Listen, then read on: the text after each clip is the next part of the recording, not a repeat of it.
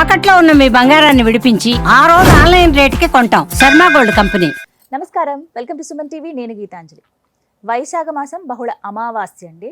ప్రత్యేకంగా అమావాస్య 26, 27 ఇది అందరికీ ఉన్నటువంటి సందేహం. అలాగే ఈ అమావాస్య ఎంతో విశేషం. ఎవరికో తెలుసా? పిల్లలకి కొన్ని దోషాలు ఉన్నాయని చెప్తారు. ప్రధానంగా బాలారిష్ట దోషాలు కావచ్చు, అలాగే కొంతమందికి కాలసర్ప దోషం ఉందని చెప్తుంటారు. అలాంటి వారికి కానీ జీవితంలో ఏవో ఒక ఇబ్బందులు లేకపోతే ఏదో ఒక చిన్న చిన్న సమస్యలు వస్తూనే ఉంటాయి, గందరగోళ పరిస్థితుల్లో ఉంటాం. అలాంటి వాళ్ళకి ఈ అమావాస్య ఎంతో విశేషం అని కూడా చెప్తారండి. ఎటువంటి పరిహారాలు చేసుకోవాలి అసలు ఈ అమావాస్యకి? అందులోనూ ఏమన్నా ప్రత్యేకమైన పూజలు చేయాలా, నియమం అంటూ పాటించాలా, లేకపోతే ఎవరెవరు చేయొచ్చు, వీటి గురించి తెలుసుకుందాం. వివరించేందుకు ప్రస్తుతం మనతో పాటు ఉన్నారు ప్రముఖ జ్యోతిష్యులు బ్రహ్మశ్రీ నందిభట్ల శ్రీహరి శర్మ గురువు గారు. వారితో మాట్లాడదాం. గురుగారు నమస్కారం అండి. వాగర్థావివ సంపృక్తౌ వాగర్థ ప్రతిపత్తయే జగతః పితరౌ వందే పార్వతీ పరమేశ్వరౌ. ఆదిత్యాయ చ సోమాయ మంగళాయ బుధాయ చ గురుశుక్ర శనిభ్యశ్చ రాహవే కేతవే నమః. శృంగేరి జగద్గురు పీఠాధిపతులకి, కంచి పీఠాధిపతులకి నమస్కారములు తెలియజేసుకుంటూ కార్యక్రమాన్ని ప్రారంభిద్దాం. గురుగారు, వైశాఖ బహుళ అమావాస్య అయితే ఫస్ట్ సందేహం మీరు తీర్చవలసింది ఏమిటంటే 26న లేక 27న, ఏ రోజున అమావాస్య? మనకు అమావాస్య అనేటువంటిది వచ్చేసరికి ప్రధానంగా అందరికీ ఉన్నటువంటిది పితృ కార్యక్రమాలు చేస్తారు అమావాస్య రోజున. అపరాహ్న సమయంలో అమావాస్య తిథి ఉండాలి, మధ్యాహ్నం ఉండాలండి. మధ్యాహ్నం ఉండాలి. ఎప్పుడు? కాబట్టి 26వ తారీఖు రోజున 12:17 తర్వాత అమావాస్య వస్తుంది. సోమవారం అయింది కాబట్టి ఆ సందర్భంగా సోమవతి అమావాస్య. సూర్యుడు ఉదయించిన తర్వాత కూడా ఒక ముహూర్తము, 2 ముహూర్తాల కాలాల పాటు ఈ యొక్క ఉంది కాబట్టి మంగళవారం నాడు కూడా అమావాస్య కిందగా అంటే ఇప్పుడు 2 రోజులుగా. అయితే ఒక సోమవారం రోజునేమో పితృ కార్యక్రమాలకి విశేషముగా, అలాగే ఈ వైశాఖ మాసం ఏం చెప్పబడి ఉందనంటే ముఖ్యంగా పార్వతీ పరమేశ్వరులని, లక్ష్మీ నారాయణులని ఇద్దరిని పూజించమని చెప్పబడి ఉంది. కాబట్టి సోమవారము అమావాస్య ఉన్నటువంటి రోజున ఈ ఇద్దరిని పూజించే విధానం కూడా సోమవారం చేసుకోవచ్చు. కొన్ని కార్యక్రమాలకి ఈ భౌమ అమావాస్య విశేషం, ఇది కూడా విశేషము, ఇది కూడా ఆచరించవచ్చమ్మా. ఈ విధంగా చేయొచ్చు. అసలు ఏమిటండి ప్రత్యేకం? అంటే మనకు అమావాస్య అనగానే మొట్టమొదలు చెప్పినటువంటిదమ్మా, ఆ రోజున భరణి నక్షత్రం ఉంది, కృత్తికా నక్షత్రం కూడా 2 ఉన్నాయి. కాబట్టి భరణి నక్షత్రానికి అధిపతి యముడు.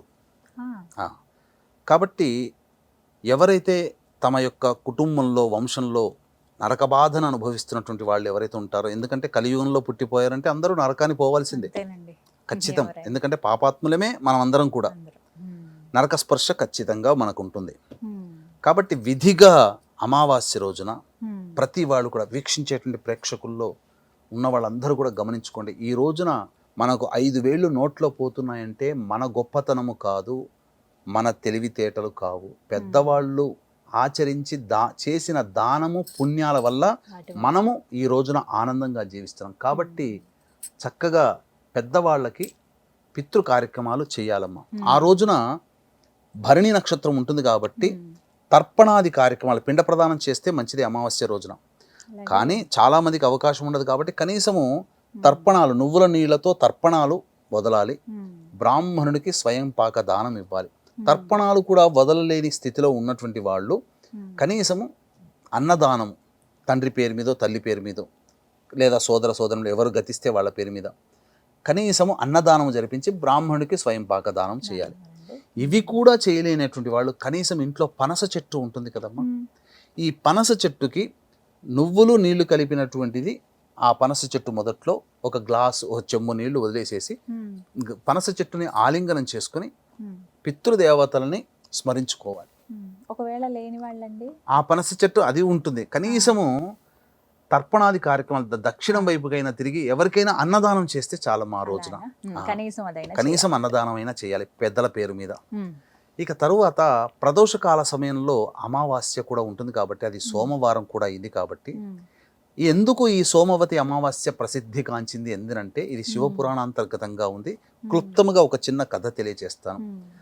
భర్త మాట పెడచెవన పెట్టినటువంటి అమ్మవారు తండ్రి నిర్వహిస్తున్నటువంటి దక్ష యజ్ఞానికి వెళ్ళింది. అక్కడ అవమానాలు పాలై భర్తకి ముఖం చూపించలేక తనకి తాను ఆత్మాహుతి చేసుకుంది. అవును. సతీ మరణించిందని చెప్పినటువంటి విషయాన్ని తెలుసుకున్నటువంటి ఈశ్వరుడు ఆగ్రహోద్రగ్గుడై విలయతాండవం చేస్తూ తన జటాజూటము నుంచి వీరభద్రుని సృష్టించాడు. ఆ సృష్టించబడినటువంటి కార్యక్రమ విధానమే దక్షయజ్ఞ సంహారము అని అర్థం.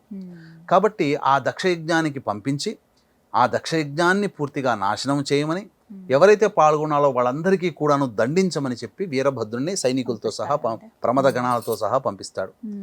దక్షయజ్ఞాన్ని ధ్వంసం చేయడం, దక్షుణ్ణి సంహరించడం అన్నీ జరిగిపోతాయి. వీరభద్రుడు చివరికి ఆ సూర్యచంద్రుని కూడా ఇబ్బంది పెడతాడు. అందుకనే సూర్యచంద్రుని ఆ కరావలంతో కొడితే ఆ సూర్యుడి యొక్క దంతములు పోతాయి. అందుకనే లుప్త దంతాయై నమః అనే సూర్య అష్టోత్తరంలో నామం ఉంటుంది. అందుకనే ఆయనకి బాగా ఉడికించి మెత్తబడినటువంటి ఈ గోధుమ పాయసాన్ని మాత్రమే పెడతారు. అది తినలేడు ఆయన, నమలలేడని. ఇక్కడ చంద్రుడికి ఏమైపోయింది, ఒళ్ళంతా బాగా దేహశుద్ధి చేసేశాడు, రక్త వ్రణములైపోయాయి.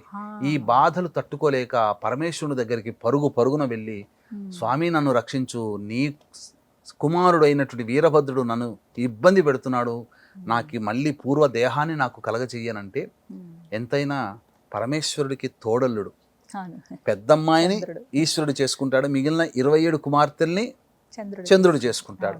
కాబట్టి తోడల్లుడు అనేటువంటి ఒక అభిమానంతో వచ్చే అమావాస్య రోజున భక్తిపూర్వకంగా నన్ను అర్చించు, నీకు ఏ రకమైనటువంటి ఇప్పుడు పడుతున్నటువంటి బాధలన్నీ తొలగిపోతాయంటే అమావాస్య కోసం వేచి చూసి అప్పుడు ఆ యొక్క పరమేశ్వరుణ్ణి అర్చించాడు, అభిషేకం చేశాడు చంద్రుడు.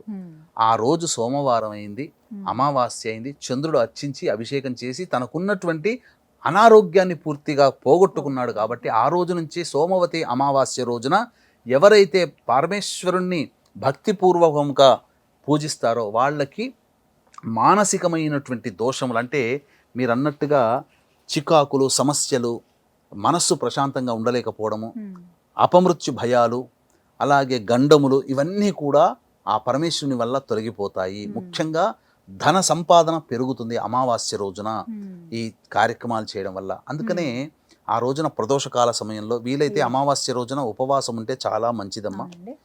కాబట్టి ప్రదోషకాల సమయంలో కాలకృత్యాదులు తీర్చుకొని చక్కగా దేవాలయానికి వెళ్ళి, దేవాలయానికి ఇంటి నుంచే కాలినడకన వెళ్ళాలి, అంటే చెప్పులు లేకుండా వెళ్ళి అక్కడ ఖచ్చితంగా శివాలయంలో రావి చెట్టు ఉంటుందమ్మా. రావి చెట్టు చుట్టూ కూడా ఓం శివాయ నమః అంటూ 108 ప్రదక్షిణలు చేసి ఉత్తరం వైపున కూర్చొని శివ అష్టోత్తరం 3 సార్లు పారాయణం చేయాలి. లేదా ఓం నారాయణాయ నమః, ఎందుకంటే విష్ణువుని కూడా పూజించమన్నది వైశాఖ మాసంలో. కాబట్టి ఈ విధంగా చేసిన తర్వాత విష్ణు అష్టోత్తరం తూర్పు వైపున కూర్చొని విష్ణు అష్టోత్తరం 3 సార్లు చేయాలి. ఎవరి ఇష్టదైవం నారాయణుడైతే నారాయణుడని, ఈశ్వరుడైతే ఈశ్వరుడని. తదనంతరం ఆ యొక్క స్వామికి ఆవు పాలతో అభిషేకమైనా చేయించవచ్చు. లేదు గంజి వార్చినటువంటి అన్నాన్ని, పొగలు కక్కుతున్నట్టు కాకుండా గోరువెచ్చగా ఉండాలి అన్నాన్ని, ఆ అన్నముతో ధారగా అభిషేకము ఆ ఈశ్వరుడికి రుద్రమంత్రముతో చేయాలమ్మా, నమ్మకముతో.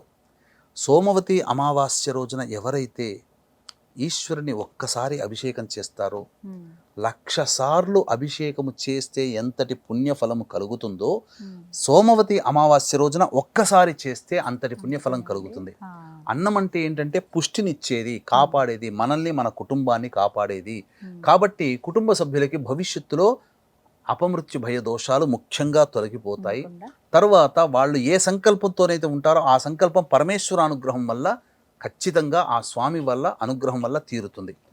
ఇక స్వామివారికి ఇష్టమైనటువంటిది అర్చన చేసుకోవాలి. ఈ వైశాఖ మాసంలో మనకు లింగ పురాణం ప్రకారమైనా కానీ, లేదా వైశాఖ పురాణం ప్రకారమైనా కానీ మనం చూసినట్లయితే చెప్పబడినటువంటి అర్చనలో మరువము, దమనము, ఇవి 2 దొరుకుతాయి. ఇవి రెండిటితో కూడా ఆ స్వామివారికి అర్చన చేస్తే చాలా మంచిది. అలాగే విష్ణు దేవాలయంలో కూడా ఈ యొక్క మరువం దవనంతో అర్చన చేయాలి.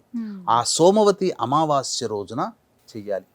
విశేషం ఏంటంటేనమ్మా, ఈసారి సోమవతి అమావాస్యకి భరణి నక్షత్రం వెళ్ళిపోయిన తర్వాత ప్రదోషకాల సమయంలో కృత్తికా నక్షత్రం ఉంటుంది.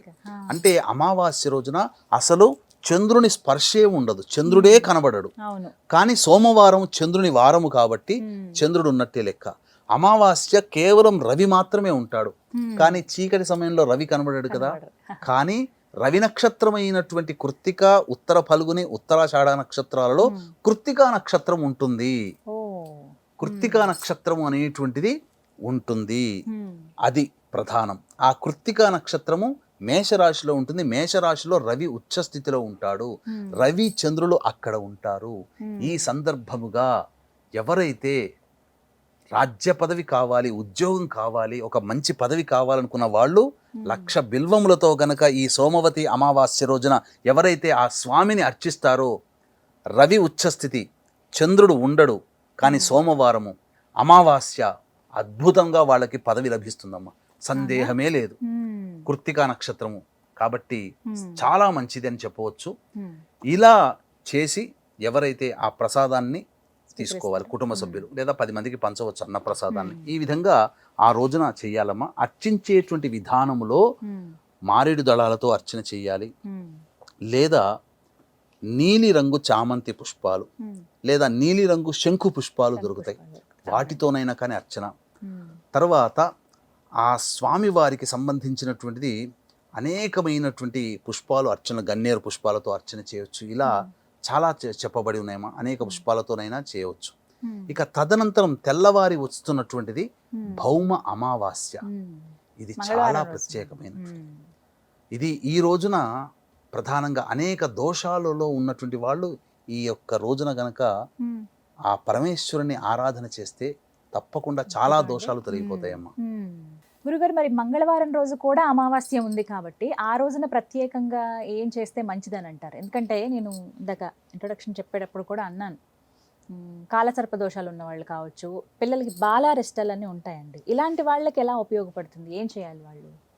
బాలారిష్ట దోషాలు పుట్టగానే చిన్నపిల్లలకి 8 సంవత్సరాలు లేదా 16 లేదా 24 సంవత్సరాల వరకు అనారోగ్య సమస్యలు తరచూ ఉంటాయి. అటువంటి రాకూడదు అంటే బాలారిష్ట దోష నివారణ జరిపించుకోవాలి. అందరికీ శక్తి ఉండదు కాబట్టి ఇటువంటి ప్రత్యేకమైనటువంటి తిథులలో ఉన్నప్పుడు బాలారిష్ట దోష నివారణ ఎలా జరుపుకోవాలి. ఇక తదనంతరం బాలారిష్ట దోషము, అలాగే మంగళవారము అమావాస్య కలిసి వచ్చింది కాబట్టి కుజదోషము, అలాగే ప్రధానముగా సంతానపరమైనటువంటి దోషములతో బాధపడుతున్నటువంటి వాళ్ళు, ముఖ్యంగా సుబ్రహ్మణ్య స్వామి యొక్క అనుగ్రహం పాత్రలు, కాలసర్పదోషం. ఎందుకంటే రాహుకేతుల మధ్య గ్రహాలు ఉంటాయి. పైగా ఇప్పుడు ఉన్నటువంటి సమయం చాలా వింతైనటువంటి సమయం. ఇప్పుడు కాలసర్పదోషం నడుస్తుంది. ప్రస్తుత కాలంలో గ్రహాలన్నీ రాహుకేతుల మధ్య బంధింపబడ్డాయి. ఈ సమయంలో ఎవరైతే ఈ వైశాఖ అమావాస్య 27వ తారీఖు భౌమ అమావాస్య ఉంది, ఉదయం 8:36 వరకు ఏదో అమావాస్య ఉంటుంది. ఆ సమయంలోనే ఈ చెప్పబడేటువంటి పరిహారం చేసుకోవాలమ్మా. ఏంటంటే పరమేశ్వరునికి అర్చనాభిషేకాదులు చేసుకోవాలి. వీక్షించేటువంటి ప్రేక్షకులకు గమనిక, ఈ 26వ తారీఖు రోజున సోమవతి అమావాస్య సందర్భంగా ప్రస్తుతం కాలసర్పదోషం నడుస్తుంది ప్రపంచమంతా కూడా. రాహుకేతులు మారారు, గురువు మారాడు, శని కూడా మారాడు. కాబట్టి ఈ గ్రహాలకి అంతరిక్ష దేవతలైనటువంటి దశమహావిద్యల దైవానుగ్రహాన్ని పొందే ప్రయత్నంలో భాగంగా రాహుకి చిన్నమస్త, కేతువుకి ధూమవతి, అలాగే గురువుకి తార మరియు శనికి కాళి, ఈ 4 దేవతల హోమాలతో పాటు వారాహి హోమం కూడా సోమవతి అమావాస్య అయినటువంటి 26వ తారీఖు రోజున సాయంకాలం 6:30 తర్వాత ప్రారంభమవుతుంది. 5 గంటల లోపల ఎవరైనా ఈ కార్యక్రమంలో గోత్రనామాలు నమోదు చేసుకోవచ్చు. దీని వలన సమస్తమైనటువంటి బాధలు తొలగిపోతాయి. అన్ని రకాల సమస్యలు, ప్రయోగ బాధలు, నరదృష్టి, అనేకమైనటువంటి వివాదాలు తొలగిపోతాయి. ఆనందకరమైన జీవితాన్ని పొందుతారు. ఒక దోషము మీ జాతక చక్రంలోంచి తొలగించబడుతుంది ఈ కార్యక్రమంలో పాల్గొనడం ద్వారా. ఈ కార్యక్రమంలో పాల్గొన్నటువంటి వాళ్ళకి శక్తిపాతము చేయబడినటువంటి శంకరుంగలిమాలని మీకు అందివ్వడం జరుగుతుంది. ఈ భౌమ అమావాస్య రోజున కదమ్మా కృత్తికా నక్షత్రం ఉంటుంది. భరణి నక్షత్రం వెళ్ళిపోయి కృత్తికా నక్షత్రం ఉంటుంది. మంగళవారము కృత్తికా నక్షత్రము ఉండడం చాలా విశేషం. ఈ రోజున సుబ్రహ్మణ్య స్వామికి ఆవు పాలు, ఆవు నెయ్యి, తేనె ఈ 3 పదార్థాలతో అభిషేకము జరిపించినట్లయితే తప్పకుండా కుజదోషం నివారణ జరుగుతుంది. అలాగే పరమేశ్వరుడికి కూడా ఆవ నూనెతో అభిషేకము జరిపించినట్లయితే కాలసర్పదోషము, కాలభైరవుడికి కూడా ఈ భౌమ అమావాస్య రోజున కాలభైరుడికి ఆవ నూనెతో అభిషేకం జరిపించినట్లయితే తప్పకుండా ఆ కాలసర్పదోషం ప్రభావం తొలగిపోతుంది. ఇక ముఖ్యంగా చాలామంది చర్మ సంబంధమైనటువంటి దోషములతో బాధపడుతుంటుంటారు. సుబ్రహ్మణ్య స్వామికి పైన చెప్పినటువంటి ఆవు పాలు, ఆవు నెయ్యి, తేనెతో అభిషేకం జరిపించిన తర్వాత గళ్ళ ఉప్పు, మిరియాలు, చక్కెర ఈ 3 కచాపిచ్చిగా దంచి 1 టీ స్పూను ఆ దేవాలయం ధ్వజస్తంభం దగ్గర పెట్టిరండి.